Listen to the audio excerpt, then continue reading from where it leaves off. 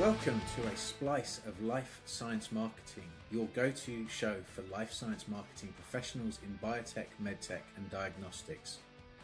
Join us for sharp, strategic conversations that turn cutting-edge insights into real-world marketing advantage. I'm Matt Wilkinson. And I'm Jasmine Gray. In each episode, we'll cut through the hype and complexity with practical plays you can use to earn trust, stand out in crowded categories, and convert attention into momentum. Hey there, Matt. Hi, Jasmine. So I'm really excited to cover our two topics today. One is about your SEO rankings and are they irrelevant if AI has never heard of you?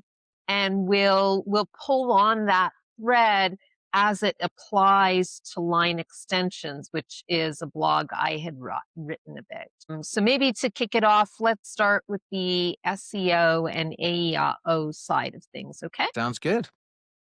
So a growing body of research into how large language models select sources has revealed a structural break from traditional search logic. The strongest predictor of AI citation is not backlink count, domain authority, or content quality. It's brand search volume. How frequently people look for a company by name. The correlation sits across multiple scale analyses. For companies that have spent years building search authority through content programs and link acquisition, the SEO framework, this is a disorienting finding. The assets they invest in may not transfer. The divergence runs deeper than a single metric. Around 60% of ChatGPT queries are answered from training data alone without any live retrieval, meaning content published this quarter is simply invisible for those queries. What matters instead is whether the model formed a coherent picture of a company during training, which requires consistent entity representation across platforms. A mismatch between how a brand describes itself on its website versus LinkedIn versus Wikidata reads to the model as ambiguity, and ambiguity suppresses citation confidence. The further complication is platform fragmentation. Only 11% of domains are cited by both ChatGPT and Perplexity. Visibility on one platform doesn't imply visibility on others, which is wild. For life science tools companies specifically, the implications are acute. Many operate with strong recognition in narrow research communities or specific geographies, and minimal public-facing brand signal outside of those circles. The GEO research from Princeton suggests structured statistics-led content optimized for extractability can improve AI visibility by 30 to 40%. But the article's core argument that you've written is that structural prerequisites, entity consistency, and brand recognition have to come first. Without those foundations, content optimization is cosmetic. So is brand search the key metric here, Matt? Well, I don't think it's just a metric. I think it's actually a feedback loop with a closing window. So the brands already being searched by name get cited by AI, which increases their visibility, which increases their brand searches. One of the things that's really interesting is that many of the bots that are going out there doing AI searches for the search engines actually are dual purpose. When they're scraping the data from a website to answer a search query, they're also bringing that data back into the training data for the next model. So every time you're found, more often than not, you're bringing that data into the next training run. That's then really interesting for life science tools companies that are well known inside specific research communities, but invisible outside of it, because this isn't just a content problem. It's a structural position problem. You can't write your way out of not being known. So you have to do a lot of traditional marketing. You have to get out there and actually start building a web of content, a web of brand mentions everywhere. The uncomfortable implication is that companies that have best positioned for AI discoverability right now are the ones that have already dominated traditional awareness. The Thermo Fishers, the Abcams of the world, the challenger brands and specialists that built genuine domain expertise but narrow recognition are entering a game where the scoring system favors whoever was already winning. And that's a real concern for many smaller challenger brands. Yeah, so every new channel has a compounding advantage for early movers. But that's not a reason to stay out. Hopefully, we agree on that. It's a reason to move now while entry cost is low and competitors haven't started. To me, the most interesting question is what actually unlocks the loop for a company that isn't already a household name, the mid and small sized companies. And the research is pretty clear. It's not more content, it's entity consistency. The unglamorous work of making sure your company is described the same way across all the channels, your website, LinkedIn, Crunchbase, Wikidata, and so on. That's a one-time audit and fix, and most life science companies haven't done it. That's actually the lever where most companies should be starting. Absolutely. I think it's one of those interesting ones where entity consistency absolutely matters. And of course, one of the challenges is that as companies grow, people lose access to accounts. So all of a sudden, you may not have access to your Crunchbase account. Marketing may no longer have a track of all of those accounts that are describing what the brand is, what they do. And as brands evolve and get rebranded, that becomes a bigger and bigger problem. But the harder truth is, I think that most life science marketers don't even know that Wikidata exists, that they need to be present there, that they need to be going to Crunchbase and making sure that what you say about your company on Crunchbase is the same as on Wikidata, which is the same on LinkedIn, which is the same on your website, which is the same wherever your brand is being mentioned. The mentions that you might have on a SAMP's website about you or any other company that talks about your brand. Those sorts of things, particularly the legacy mentions of your brand, if you've evolved, like Striven has over the last couple of years, then you're actually at a disadvantage. So being known for one crucial thing is really, really important now. And so if you're not present there, any optimization that you do is being built on top of a broken foundation. And that's a real worry. But presumably you can create an agent that can help you do that. You can create agents to go out and help you find all the mentions of your brand that you might have control of if the agent can actually access those sites.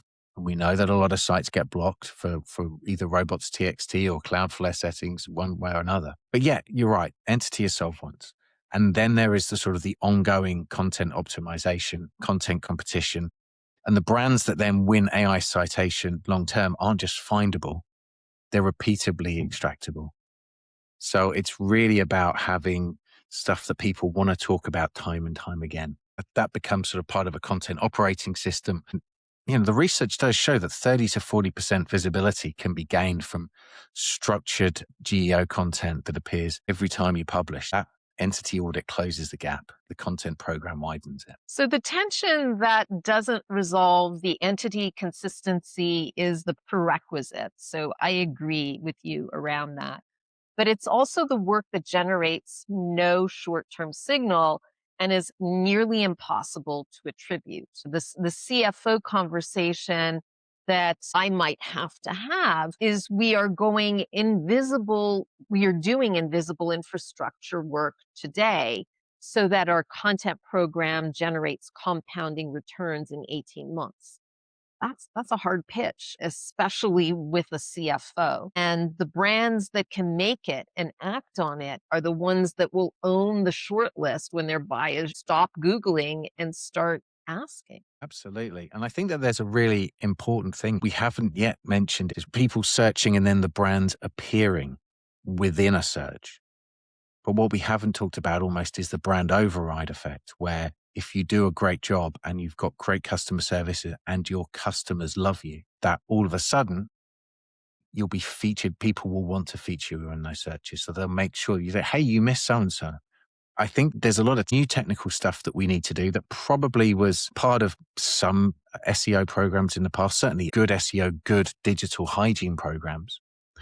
But I think now what it really does is it behooves every marketer to really be paying attention to making sure that brand experience, brand word of mouth marketing is top of mind. And that I think is going to be a crucial play as we go forward. Couldn't agree with you more. It's pulling on that consistency and that consistent customer experience that will be wildly helpful wherever the customer sees your brand. Yeah, absolutely. And I think that's a good place to move on to the article you wrote this week, which was about how a line extension might just cost you 6 months of progress. What I found really interesting about this was that you surfaced a pressure pattern most life science product managers recognize immediately with sort of leadership classifying products as line extensions to compress timelines and then leaving the product manager to absorb the consequences when field conditions contradict the label.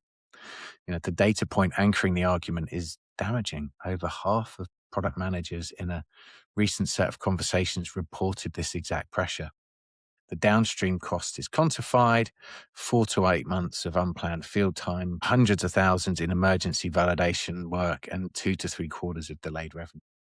The product worked, but the deployment context had never been validated. So what I really liked here is that you proposed a 3-dimension framework assessing who is using the product, how they are integrating it, and what job they're hiring it to do. And I love the idea that you're hiring a product to do something rather than buying it to do that. I think that's really important to think about. If any dimension shows high risk variation from the product, the line extension label is wrong, and all of a sudden alpha and beta testing needs to happen. The framework is designed to be run at the stage gate before the classification locks in. User Vulcan mythology opener makes the point clearly. The sword did not fail because the metallurgy was wrong. It failed because Gaelic combat introduced variables that Roman forge testing had never validated. And I'd love to dig into that a little bit more. But the sharpest edge of the blog, pun intended, is its positioning of the classification decision itself as the fault line, not the testing methodology that follows from it. Most product management conversations about line extensions start with, should we test more?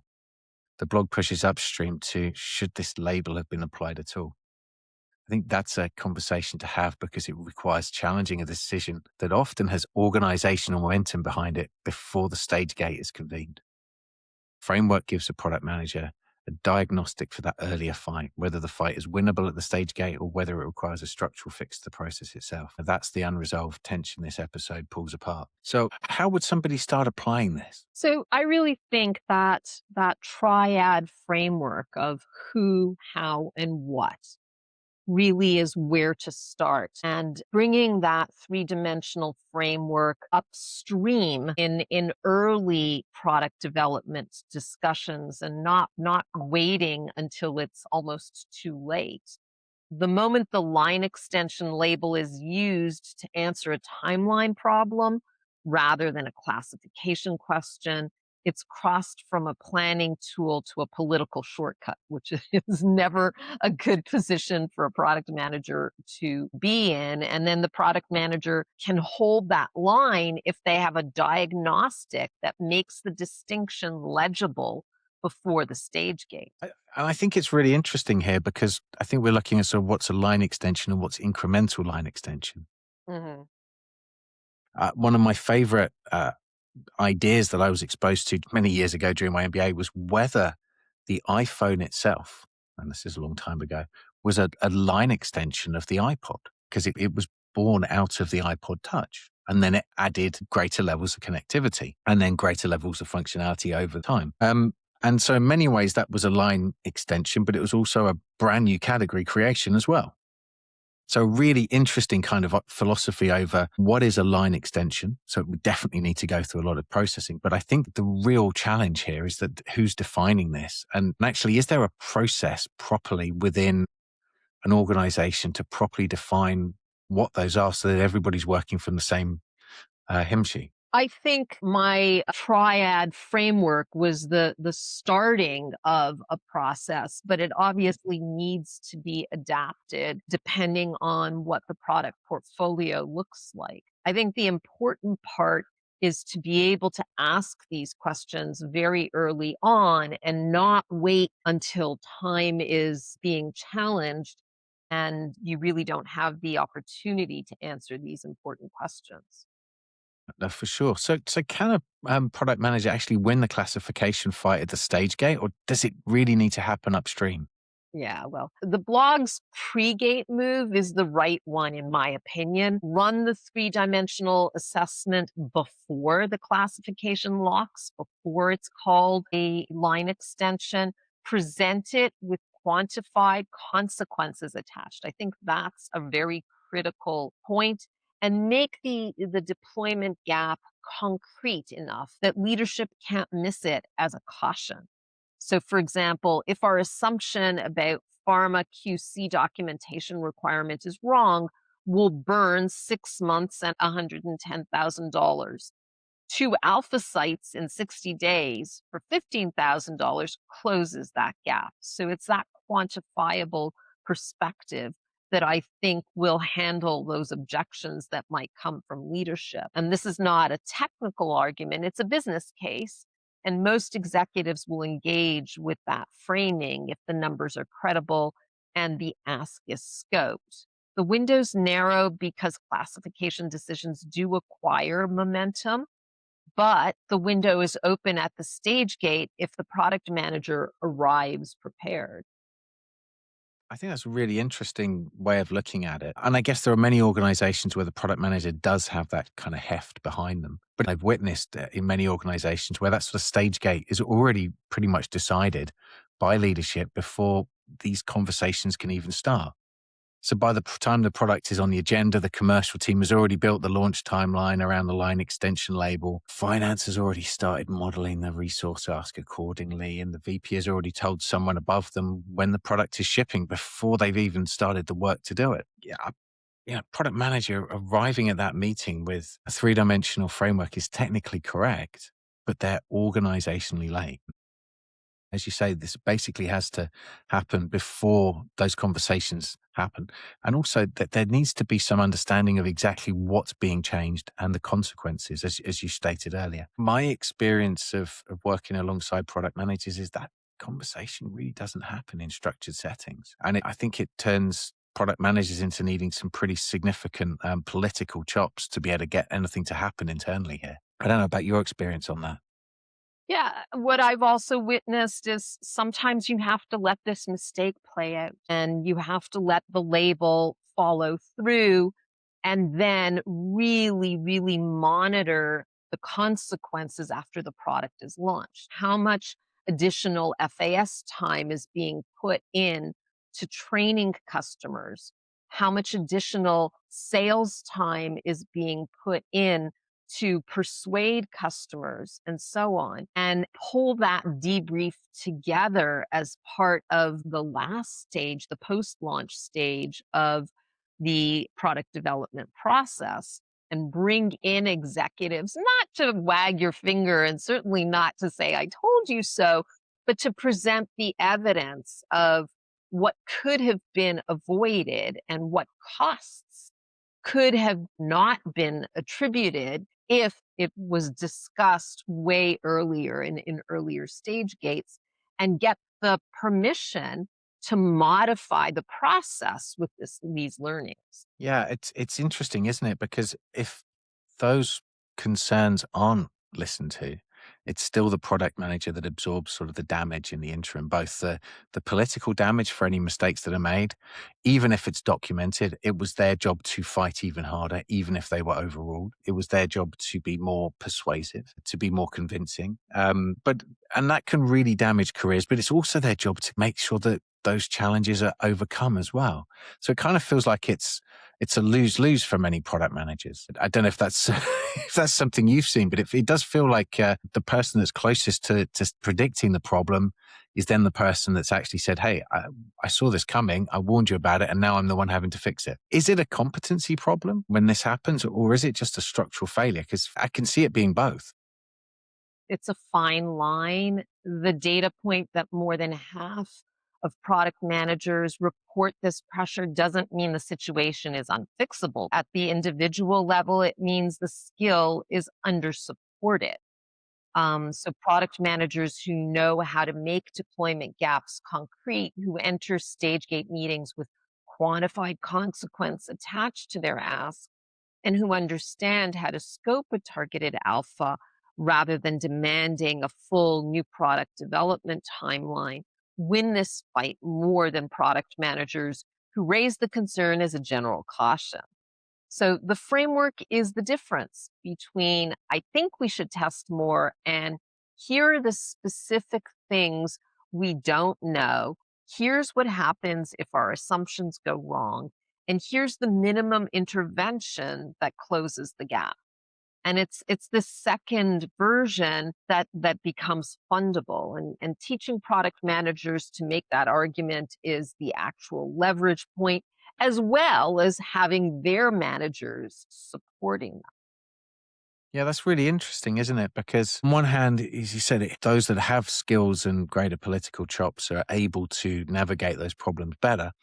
But if more than half of product managers are actually experiencing this, there seems to be a broken process potentially, as well as a potential skills gap. That feels to me like there's a real opportunity for a lot of organizations to look at, are we training our product managers? And then actually, what's the process for making sure that the people closest to the problems should be listened to? And this isn't just R&D driven, and product managers aren't glorified product marketers, but you've actually got a process that really looks at enabling best practice across that. So it really comes down to an organization challenge that leadership really needs to pay attention to, certainly if these things are happening time and time again. I think it's definitely important to have these frameworks, and grateful that you've shared that with me as we start to build out some of those ideas for ourselves. But this does feel like it's very much a leadership decision to me. And the implication for product managers is uncomfortable. That the most important conversation is the one that you have at the stage gate. And is it the one you have with your VP,